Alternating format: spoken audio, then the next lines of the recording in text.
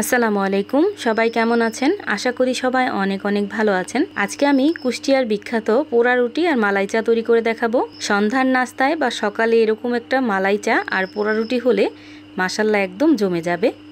এখন কথা না বাড়িয়ে দেখে নেই আমি কিভাবে পোড়া রুটি আর মালাই চাটা তৈরি করলাম। মালাই চা তৈরি করার জন্য খাঁটি গরুর লিকুইড দুধ নিয়ে নিছি এখানে 2 কাপ পরিমাণ। এই দুধটাকে আমি আগে থেকে একটু জাল করছিলাম, এখন আমি আবারও চুলায় বসাই দিলাম। দুধটা 5 মিনিটের মতো জাল হতে থাক।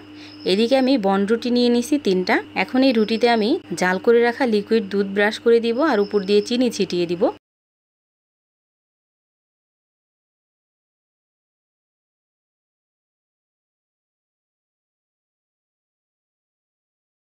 তারপর একটা চাকুতে এইভাবে বন রুটিটাকে নিয়ে আগুনে সেঁকে নেব।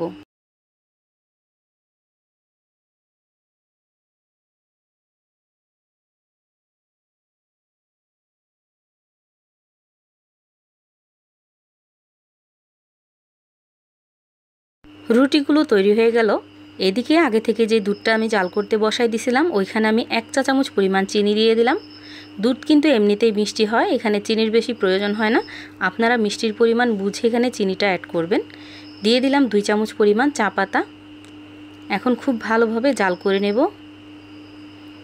আবারও বলি, এখানে আপনারা মিষ্টির পরিমাণটা বাড়িয়ে খেতে চাইলে আর একটু বাড়িয়ে দিবেন। আমি কিন্তু এখানে কম চিনি ব্যবহার করছি।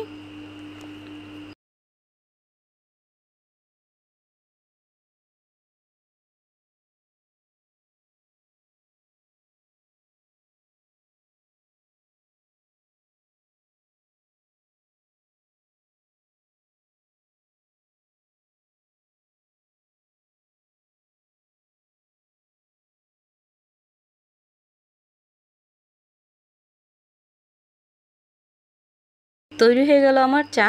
আর আগে থেকে আমি ঘন করে জাল করে সরটাকে আলাদা করে রাখছিলাম। ওই সরটাই মূলত আমি মালাইয়ের জন্য ব্যবহার করব। এখন আমি এরকম কাপে চাগুলো নিয়ে নিলাম। তারপর উপর দিয়ে দিব আমি মালাই। এখন রুটি দিয়ে পরিবেশন করুন। তৈরি হয়ে গেল কুষ্টিয়ার বিখ্যাত মালাই চা সাথে পোড়া রুটি। বাসায় একবার হলো ট্রাই করবেন, এটা কিন্তু অসম্ভব মজা ছিল। ভিডিওটা ভালো লাগলে লাইক, কমেন্ট, শেয়ার করতে ভুলবেন না। সবাই ভালো থাকবেন, সুস্থ থাকবেন। আল্লাহ হাফেজ।